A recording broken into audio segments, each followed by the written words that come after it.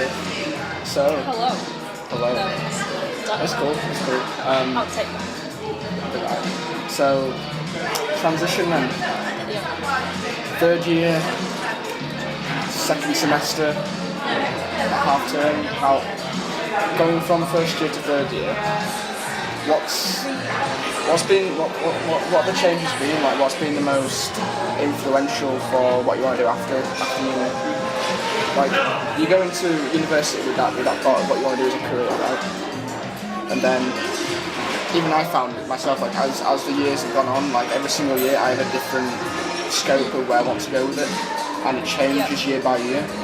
And So, studying sports science injury rehabilitation, I came into the first year thinking I'll be wanting to become a sports therapist. I then, as the year went on, I compared the modules and everything else that were going on this university compared to others. For example, Leeds Beckett. Going into work experience second year, I realised that in fact I could have gone into Leeds Beckett and getting things that I wanted to get out of. For example, learn more about the practical aspects like joint manipulation, mobilisation, more into massage, more into like the practical aspects. This university, however, does provide with other things which are more complex, more into knowledge, I guess, more sports science based. So there are things that I've learned that I probably wouldn't have learned at other universities. so, if you'd have gone to Leeds Beckett, for example, Yeah. now, correct me if I'm wrong, but Leeds Beckett does just normally have. It doesn't really have the sports therapy or sports injury rehab, it's just general sports science. It's just sports therapy. I was going to go into sport and exercise therapy, but it's mainly focused around the therapy aspects, and it is accredited by the STT, the Sports Therapy Accredited Organisation, which is what is needed, basically, and this isn't accredited. But if you come out of say if you went to Leeds Beckett, for example, and you came out of that degree with say a 2-1 or whatever degree of knowledge you get out, I would have been a sports therapist straight away. you'd have been qualified with that degree of knowledge to be a sports Yes, I therapist. think I'll be qualified as a sports therapist. So, as opposed to this degree, I do gain other knowledge that I wouldn't particularly would have at Leeds Beckett. The science aspects, I think, anyway. Which is because the reason why I chose this university is because I did BTEC Sport and I absolutely loved the coursework base. And when I read the description of this course, it was mainly coursework based and assessments, which I was very happy about because I love to write, and that's my it's a positive aspect. I'm not very good at. I wasn't very confident coming in here or doing the practical side. Things have changed. Because before I came to university, I had this plan in my head where I was going to be a personal trainer straight after college, and I thought I'm going to go straight into that. I'll train the average Joe how to do a certain exercise, etc. And I'll be just like every personal trainer that comes into the business. But I thought, well, other than that, what do I have that's different from everybody else? I just have a personal training qualification, that's all I have. Whereas other people will have other things behind their back. So it's more like the case of where can I go that will enhance my knowledge further. So I thought, well, what about just training the athlete rather than just the average Joe? So I was there looking at like all these videos online with Anthony Joshua doing his conditioning work, and I was like, that's exactly what I want to do. Like stuff like that would be lovely. So I remember having a discussion with my tutor at the time at college, and I sort of laid down all the things that I'd got planned, and I was like, what do I do? And he basically said, well, with the grades you've got, go to university. I mean, it's all there, like it's all handed to you on a plate pretty much. Why not take the opportunity? So that's why I think mine was mainly last minute. But the thing being, so you wanted to become personal trainer after college? Yeah, that's what I wanted. And then what was your outcome? What do you want to get out of university? Because obviously this course that you're doing isn't accredited either, is it? Yeah, that's so that's exactly the my problem, point. So I come onto this course thinking, like, at the end of this course, I will be an accredited strength and conditioning coach. I'll get the full accreditation. I'll be ready to go into the industry. Now, I went to a catapult to the catapult course not long ago, and I was speaking to a friend of mine that's on the course, and I said, well, I want to do this, that, and this. I said, well, the thing is, with this course, you don't actually get accredited as a UKSCA coach. Did you know that coming to this? No, See, that's the same with myself. That's what I mean. Like you don't notice that there is. All you really do is get the independent knowledge behind what you're planning or what you're coaching, but you don't actually get the coaching qualification itself. I agree completely. So, and this is the problem. So if I was to sorry to interrupt. If I was to give advice to anyone, I don't think I was ready to actually go into university. Maybe I was somewhere deep in my mind. I don't think I was ready either. I mean, I'm not saying I've wasted 3 years because there is some sort of knowledge, but there's more things that I need to do now in order to get where I wanted to get when I originally started university and the plan that I had. With life. So like maybe take a year out and do get in touch with people like myself or Alex, or get in touch with anyone who's graduated and has experienced that, and get into a course that actually is accredited and you can get out of it what you want to get. Weirdly enough, I posted on my channel not long back. I had like a discussion over a coaching video that I did not long back, and I was talking about the coaching competencies that we were doing at that particular point, and I was mentioning over the voiceover that the only thing is with this qualification is that you don't get the qualification that you thought you were going to get. So you thought originally you were going to get a coaching qualification, but in actual fact you don't. And I said that on that voice recording that I wish that I would have known that before coming on, and that way I would then just spend money on doing the seminars and getting accredited rather than doing the university degree. So here's a question: what motivated you or persuaded you to get into this university thinking that you'll get what you want to get? Because for myself, it says that I can become a rehabilitant worker, I can be a sports therapist after all of this. But I didn't know I had to be an accredited coach. I had no knowledge of that. So that's what got me into it. Now I sort of regret it, and I sort of regret not going to these back instead. But I had no idea. I had no idea what the difference is. So when I went to the open day, we had Mark Sullivan doing the whole thing.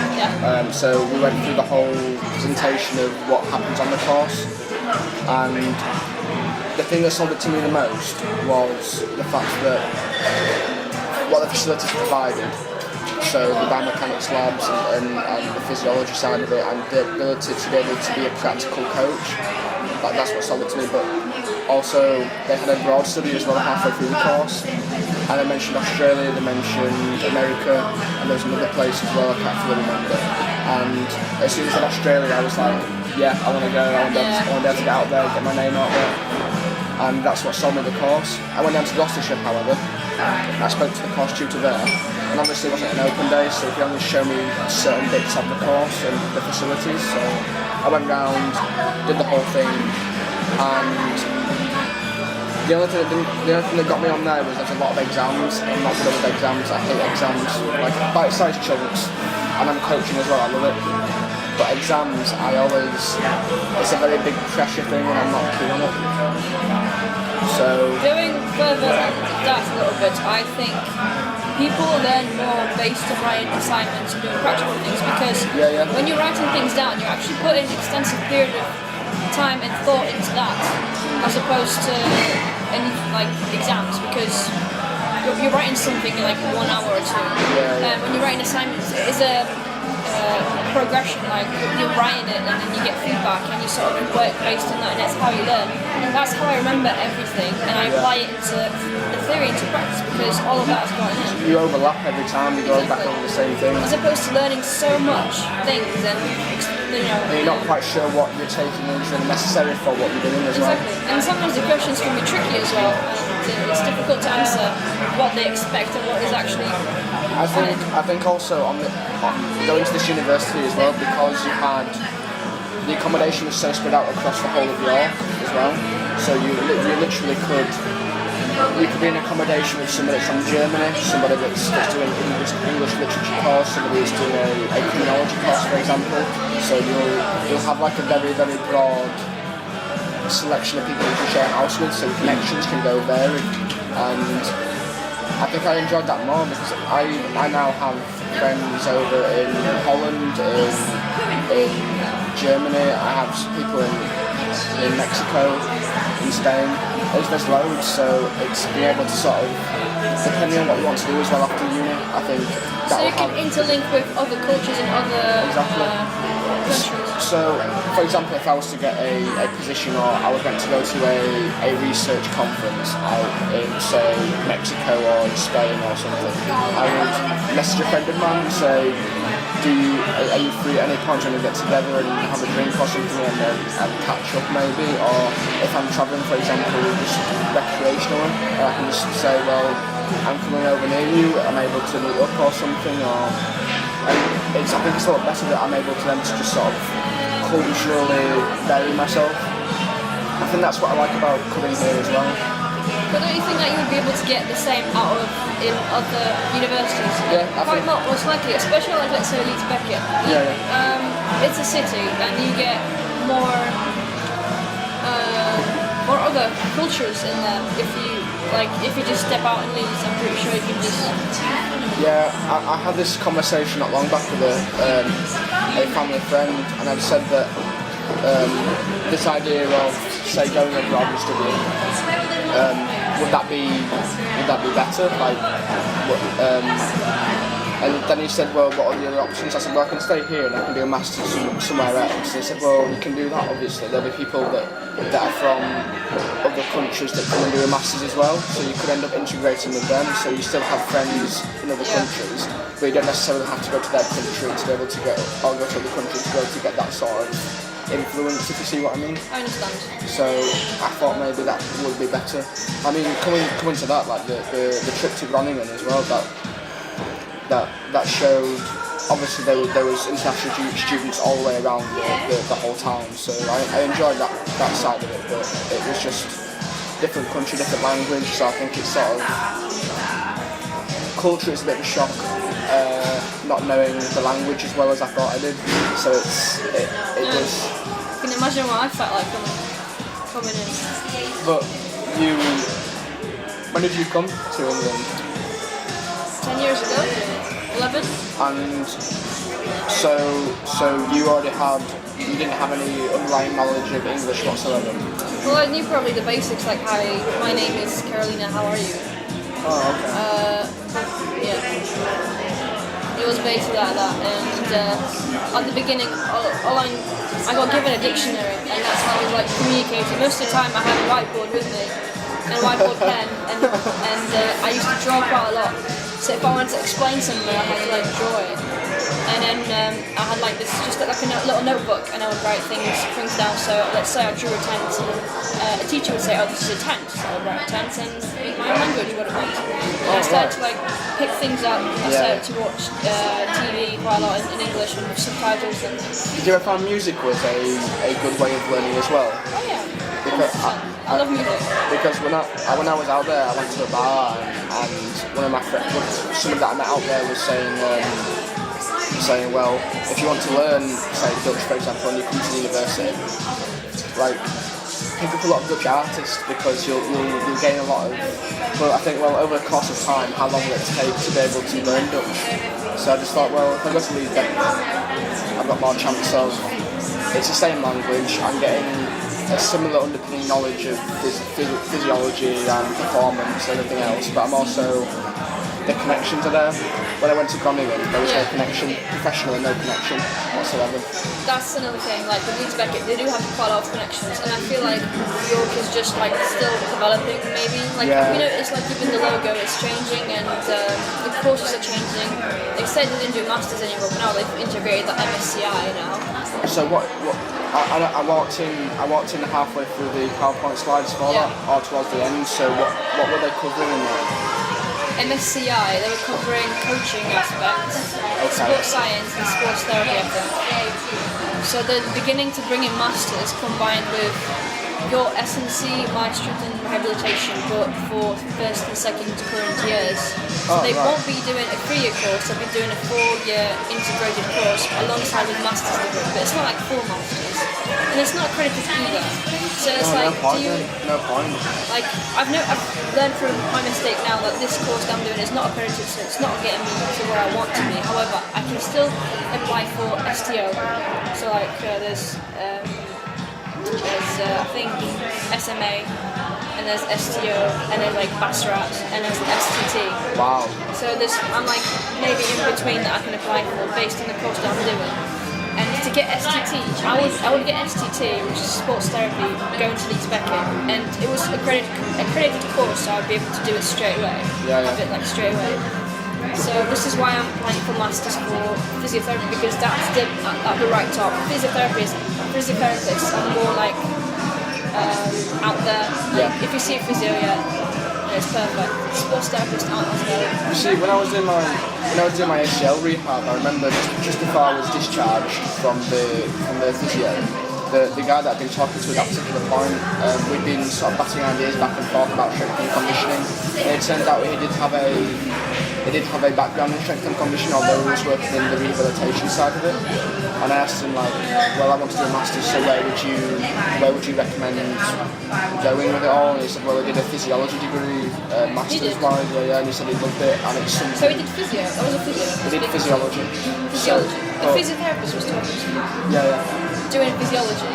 Master's degree in physiology. That's where his knowledge comes from, and I don't quite know where he went for his particular master's degree, but it had me thinking about where I wanted to go in terms of movement science. But have you noticed that? Sorry to interrupt you. That how old is he? He's obviously older. He was like in his late 40s, I think. Yeah, exactly. Have you noticed that people that age or older, or like in the 30s, have so much experience, like they have so much like two masters, 2 undergrads, but that's because back then it cost £3,000. Now it costs £6 up to £9,000 per masters, which means we have to be quite thoughtful with regards to what we choose. The thing is, if we want to achieve the same, then it will be difficult because first off we'll be owning quite a large amount of money back. the thing is, you have to think as well, money's money. I mean, you're never going to pay it back. Like, unless you get a really, really good job, I would rather pay thousands of pounds to get myself accredited for whatever I want to do. But you're in debt like forever. But like, what if you want to get a mortgage? But you think of it as it's just money. As long as you're happy and you're living well, you don't have to worry about money. Don't worry about the money. The money's still going to be there when you die. It's always going to be there. It's never going to go. So why worry about the amount of money you're going to be spending or that you're going to be in debt to? At the end of the day, you come here without. So you're not born with this idea of money straight away, are you? You're born with the idea of it's life. You live and you're enjoying it. Money doesn't come into the situation until you're conditioned to know what money is and how it affects you and how you're meant to live around money. So I won't be getting any money. Wait, first, how much money do we actually get? Do they take out to repay student finance? So you paid £9,000 a year for the course, right? Yeah. So and then you'll get say between 3,000 and 8,000 approximately to be able to pay for accommodation, your living costs, etc. Right. So you'll have that kind of money as well, which adds onto it. So per year, that's like 25 grand a year, depending on how much you get. On top of already the 27 grand, so you're 50, 60 grand worth of debt. Yes. So within we're 3 50, years. 60 or whatever in debt. Then what amount do they take out once you get the degree? So when I was at college, I had a tutor that was talking to me about the amount that comes out of her account now that she's working at Wakefield College. And I asked her what the situation was, and she said literally £3 a month that comes out. You don't even notice it. You barely notice it. Because that was one of the things that stopped me from going to university in the first place, was the amount of money that I would be getting indebted to. But then, my experience over the last 3 years, I've realised how little money really plays a part in life. It really doesn't matter. Like I said, I booked my trip spontaneously to Groningen. I just wasted the money away. I didn't even bother, and the course wasn't particularly what I thought it was. But again, it's just money. Reflecting back on that, it's not something you want to do because I didn't ask you about it. Weirdly enough, right? So you went there. I went there, I checked the course out, and I didn't even get a chance to look at the facilities that they had there. So I went there. They had a 45-minute presentation on the examples that the previous or the current students are doing in cognition, healthy aging, and motor dysfunction or whatever it is. And they said what we would be covering on the course, like modules and stuff, and then where you could possibly go afterwards. And I thought, I could get that online. I could get that in a Skype interview. Yeah. Like, It's just like they're taking some of that knowledge into a different country and making you think, oh, I can do this in a different country, how cool is that? But you don't get much of it. you know, I wouldn't have been bothered, but so well, not funny story, but interestingly enough, after my ACL operation, that 2 weeks that I spent back in York to sort of recover and rest, I picked up a book from a library called The Alexander Principle. It talks about, weirdly enough, I know, saying similar sort of name, but Similar, same. yeah, well, his name was actually Matthias Alexander, and he was a movement specialist, so he practiced in movement like and dysfunction. So if you had, say, if you walked weirdly, or you had dysfunction in walking, your posture was off balance, but then you had, say, tension that was unnecessary in a certain aspect, then he would work with you to relieve that tension. So if you were walking and you've got, say, a problem with your neck and you were tensing your neck every time you walked, he would do a certain exercise with you to stop that tension being there. So then it would be your legs that are doing the work rather than the rest of your body. And I found that really interesting, but then I realised that we actually do courses in this, so I can help people that are going through dysfunctional problems with either postural defects or just in general like misuse. And I thought, well, if I can do that as a qualification and I can do that as part of strength and conditioning, I don't really need a movement science degree to be able to get that. You know what I mean? Yeah.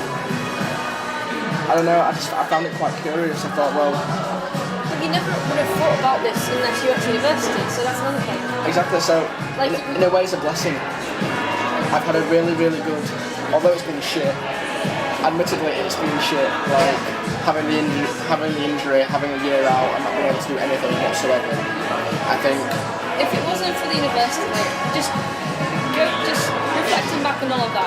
Yes, it's not accredited. Yes, it takes a little bit longer to get where you want to get. Yeah. But at the end of the day, you've learned quite a lot of things, and you did gain some sort of knowledge. Maybe not to the extent that you would want it to be, but at the end of the day, it did bring you to where you are right now. It made you the person you are right now.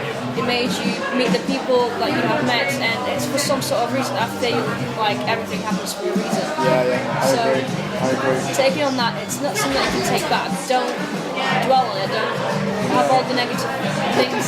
Definitely. It's, I mean, like I say, when I look back at the injury, I think it's a blessing.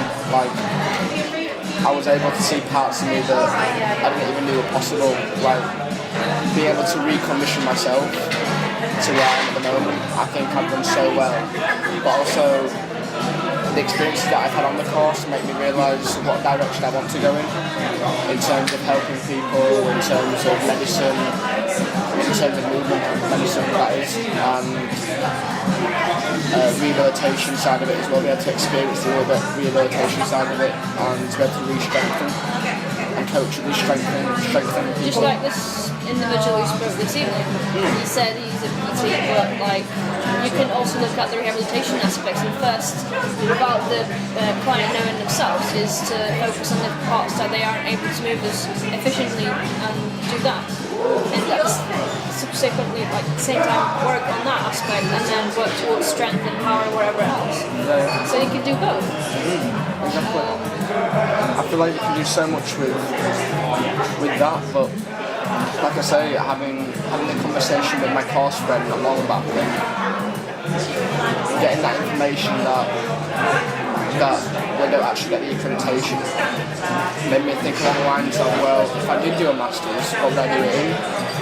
I'd rather be accredited for the underpinning knowledge of physiology and what I want from an athlete, rather than go out and do a movement science when I could specialise in movement anyway, when I do that Alexander technique, for example, the ability to be able to make sure that you're healthily moving and you're not adding any unnecessary tension, if you see what I mean. The thing about accredited courses are like they meet the standards and the criteria that is needed to be met to get what you want to get. Yeah. So moving forward on what you're about to graduate from, it's good to get into a accredited course for a master's degree without you, regretting anything. I mean, if I don't get in, then I'm gonna try and get in again. Yeah. Take a year out and redo it. Take a year out, get as much experience, and that's it. Exactly. So that's literally what I could do. I'll end up going to. If I don't get into this Beckett, I'll go somewhere else. I'll work for a year, build up some coaching experience, and then reapply again. But you need to make sure you do keep up the motivational levels. Like, I came here knowing that what I want to get out of it. Yeah. And yet again, I didn't, but I'm still aiming to get to that aim. So when you're working, bear in mind where you want to get, and make sure you do that experience in the meantime at the same time. Yeah. That's what I want to do. I think it's good.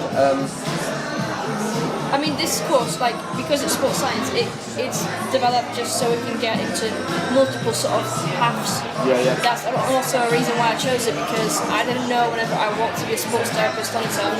This course provided with the fact that, I can get into, let's say, psychology or sports science or biomechanics, or it's not just rehabilitation based.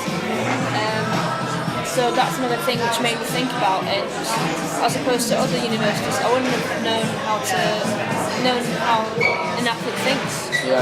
Or why do they perform the way they do, or what are the maladaptive conditions, I don't know, anything.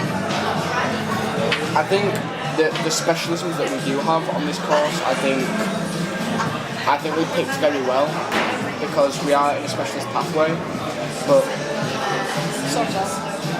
yeah, sort of, like you say, the accreditation doesn't really come out of it, but I spoke to a recent graduate from the sports strength and conditioning as a master's, and when I asked him whether I should stay on at York and do an extra, he said no, but if you want to get into the industry, if you want to get connections, don't stay in York, go to Leeds or go somewhere else that has them kind of connections. And also, if you're going to do that sort of thing, don't do exactly the same course you've done at an undergraduate degree. Like, do something different, specialise in another pathway. So even I have friends on my course that are doing an extra year in strength and conditioning as a master's. I don't see why. Like, you still have that same. Maybe they want to lecture in it, and in order to lecture, you have to have a master's degree specialise in the same sort of thing. I do. Yeah. Oh right. Oh, see, I didn't know that. I had no idea. But again, I don't want to be a lecturer, so. Who knows? Like, there's so many people in my course that I know that for a fact they don't want to continue with what they've learned so far. They want to go either into nursing or So if you did, so for example, if you did a master's, 2-year master's course in physiology, would you be able to lecture in physiology? Or would it have to be a BSc to MSc thing? I think it's just a master's on its own, like just a master's degree. I think it'll be physiology. However, look at Jamie, for example. He's S&C coach, right? He's teaching S&C, but he's also got some therapy aspects. He's teaching us therapy aspects. Yeah. So there's some crossover, isn't there? yeah, exactly. So I don't see why not. I mean, you've got the knowledge, so I think it's just a master's on its own that is needed. Undergrads can go straight into high school teaching, so I'm assuming masters would be like higher level sort of thing. Yeah. So I see myself going more into the practitioner side of things, like actually coaching rather than doing research. Although I enjoy research, there is, academically speaking, there is parts that I am very flawed in.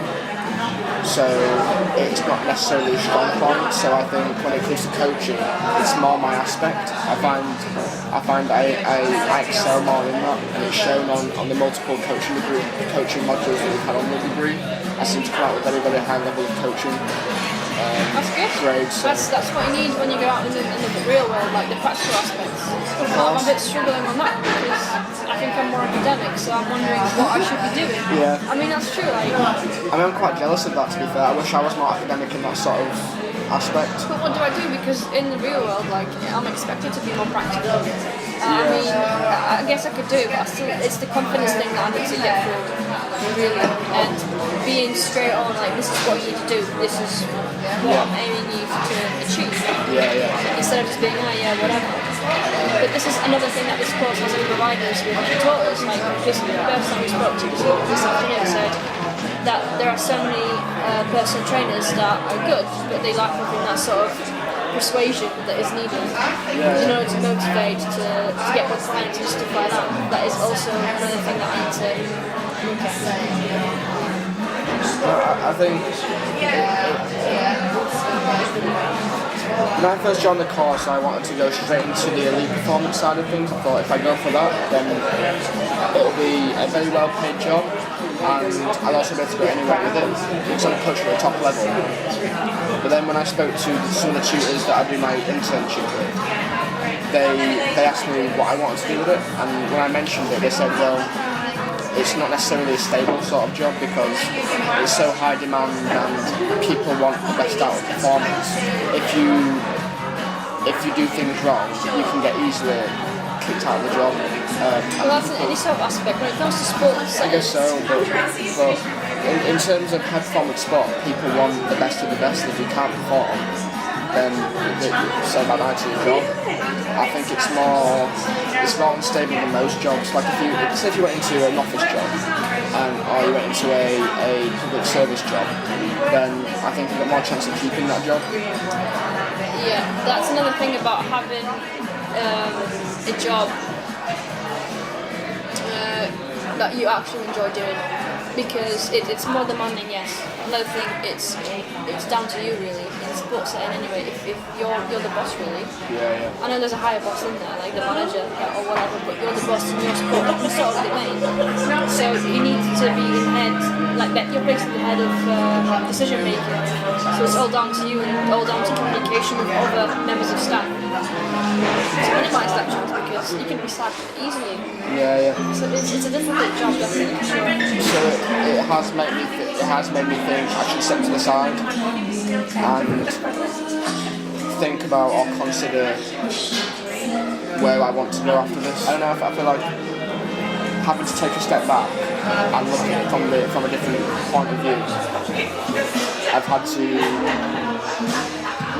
think, do I want to really work with the first team athletes, or do I go for more talent development side of things, so from maturation stage upwards, and just focus on developing the skills, developing the strength, developing the conditioning before going on to academy stage and the first team. I think I find that more fun because I'm able then to demonstrate that I do have competency when dealing with athletes, and I feel like I'll learn more as well because everyone's different. I think that's why I enjoy my job at the moment, on my internship. I enjoy that so much. So you're doing rugby, is that right?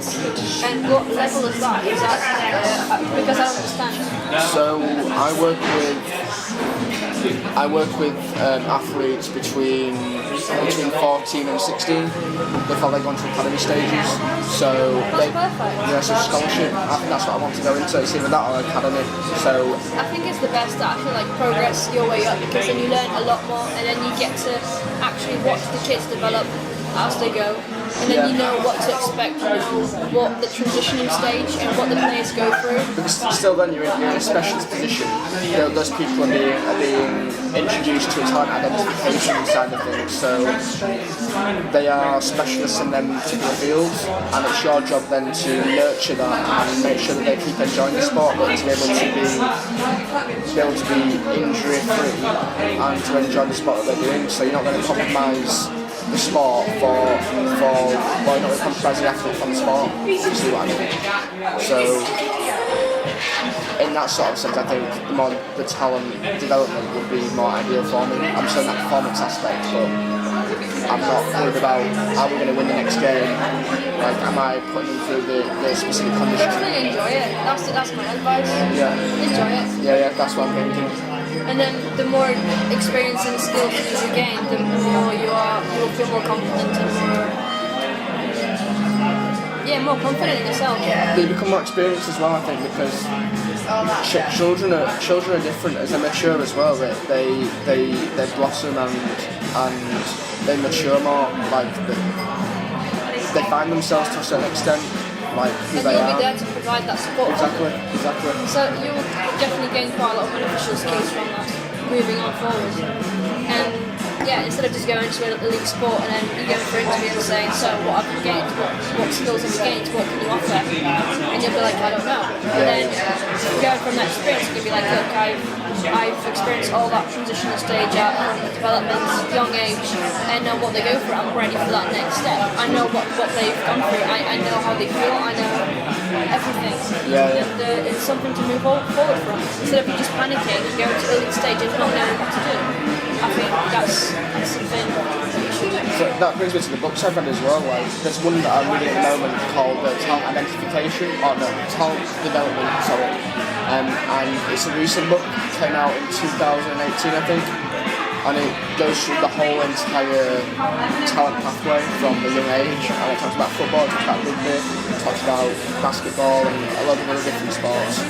But they have experts from every field of sport that talk about their experiences working with young people going through their childhood stage to adolescence and the maturation stages within that as well.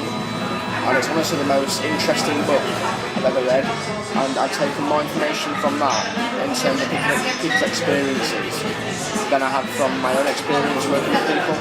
And it's interesting to be able to apply that to what I already do at the moment with my athletes. So it's interesting. I enjoy it.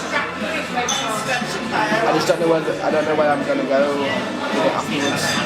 That's my only thing. After what? After masters? Yeah, masters. Like, I was just thinking that because I mean I was great minds think alike. I was just thinking that as you were speaking because we are both quite alike. We're both quite similar, I would presume so.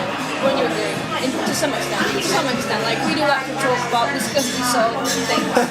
Whereas other people might be it's Archie's day, so might be like I'm getting absolutely pissed, and here I am online and you're on tonic or something. Gin and tonic, yes. Discussing these things.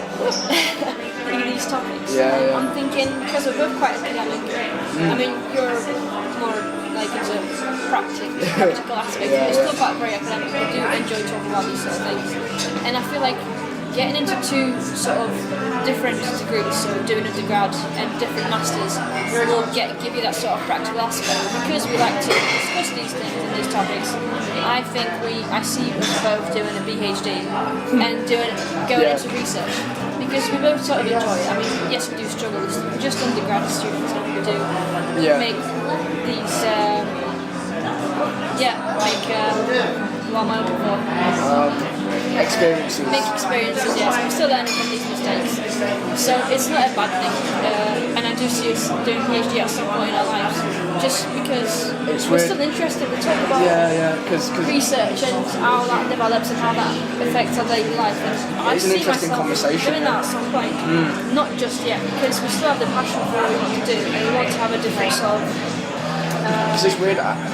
Passion's still there. Like, I think about what I do every single day. Like, I wake up and I think sport, I think exercise, I think strength and conditioning, I think the work I've got to do today, and I really want to do it, and I'm so involved in the pathway that I want to do that I live and breathe it every single day. You're ambitious. I'm ambitious. Ambitious, passionate.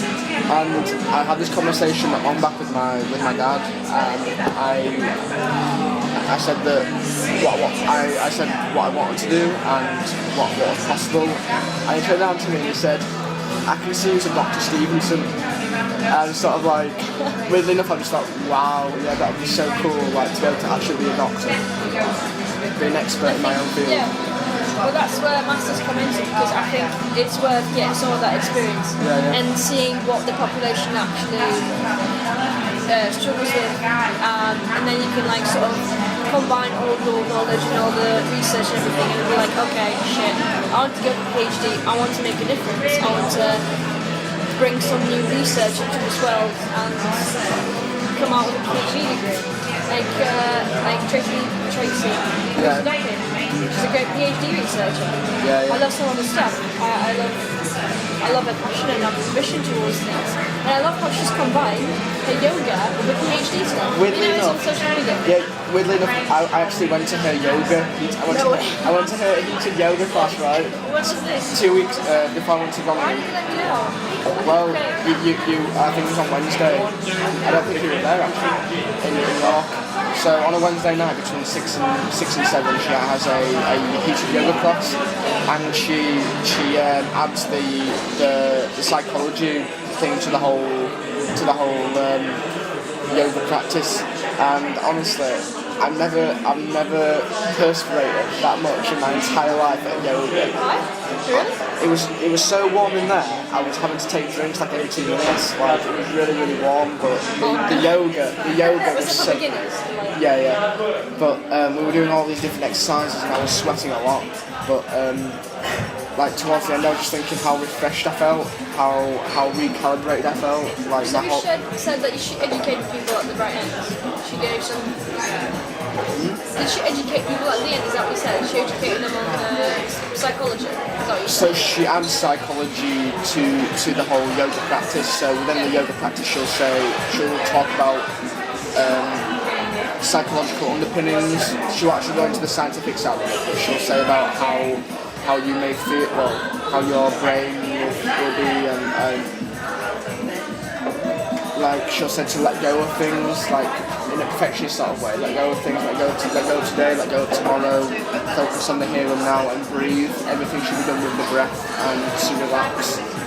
Let the body do its I feel thing. like she's found herself. I feel Yeah, like yeah. she's happy and she's found herself. See, having like undergrad, masters and PhD, she can achieve so much. Yeah. I mean, she's still like educating sports settings. Yeah, I think that's great. There's not a lot of people that do actually, you know, they have all that knowledge but they don't actually share it. There's a lot of people that are not aware of it, and that's where all these problems arise from. Yeah. Especially like, let's say, mental health problems, because that's a big thing, especially in the UK and the amount of suicide attempts per year. Yeah. And she's doing great. I mean, Yeah. She's combining two things that she loves the most, and I think it's not about the money, as you said before. Yeah. It's not. But even when I was talking to our visitation supervisor, I was saying that like because he's doing work with dementia, and I find that really interesting because it's such a widespread disease now as well. And obviously the mental health side of it with psychology, with suicide ideation and stuff like that, depression, you live with it every single day with different people, even anxiety as well, like people suffer a lot with that. So I find it interesting to be able to talk to them about their own research, because a lot of them are so passionate about it. And the fact that they're doing such good work and trying to figure out the underlying causes, the underlying prevention of it, and just in general, like helping people with exercise around it as well, and trying to stay healthy. And when you ask them about it, you can just see the passion in their eyes, like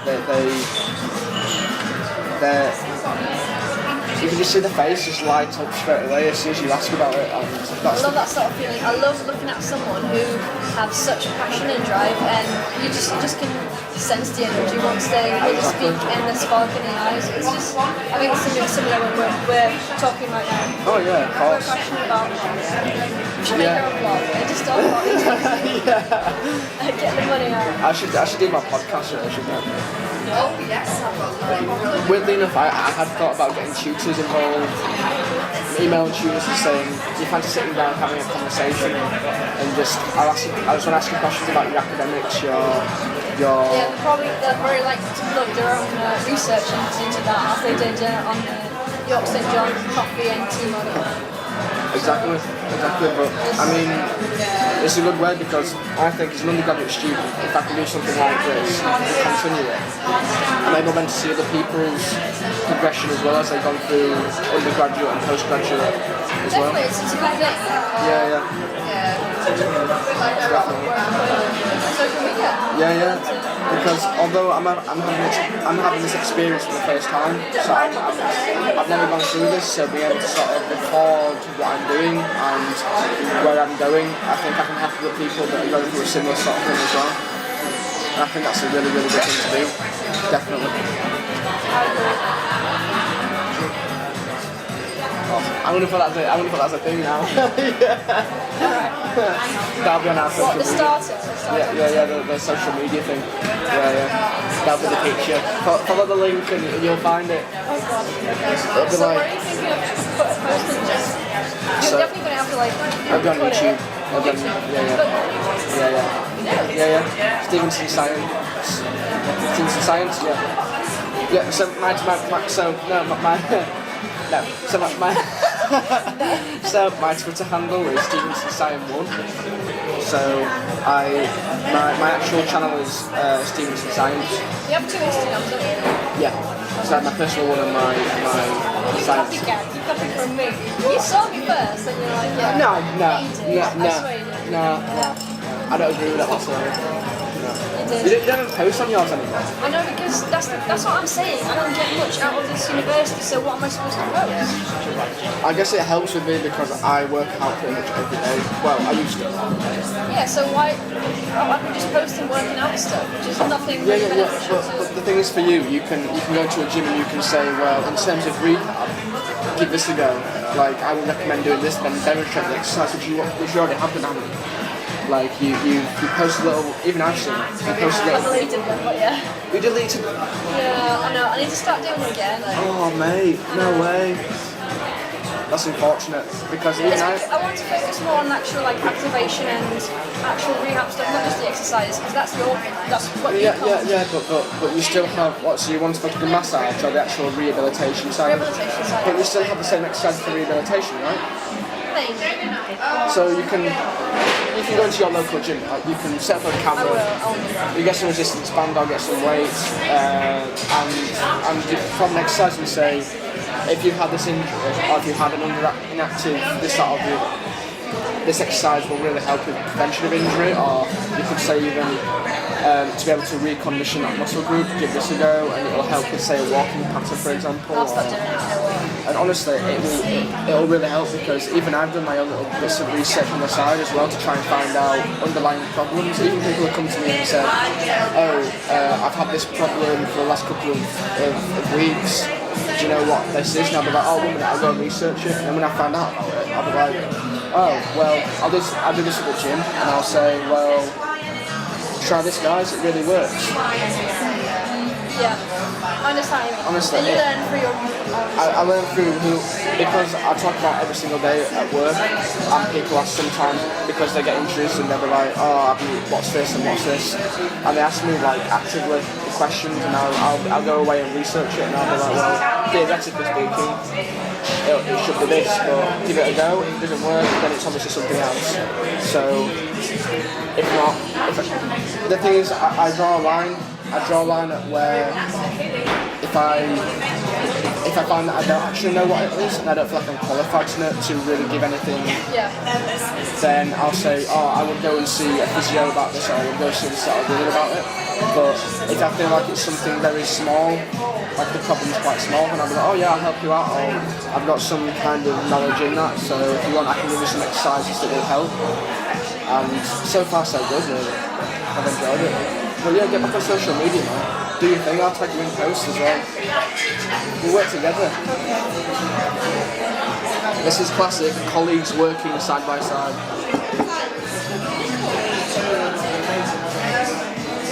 That's the thing. But I reckon we should step up anyway and get another drink. Another drink? Or go somewhere else. Wow. Oh no, well, it's like a pub crawl, isn't it? So to put into perspective, it is the last day of term, so everyone's getting completely drunk. So the SU back at the university is very full, so we decided we'd go somewhere else and have a drink. So here we are. This is our little end of semester celebration. So Even though it's not quite sort over and of done. half-term celebration. Half term. Now we've got like 2 weeks back. 2 weeks after Easter. Yeah. Finish off.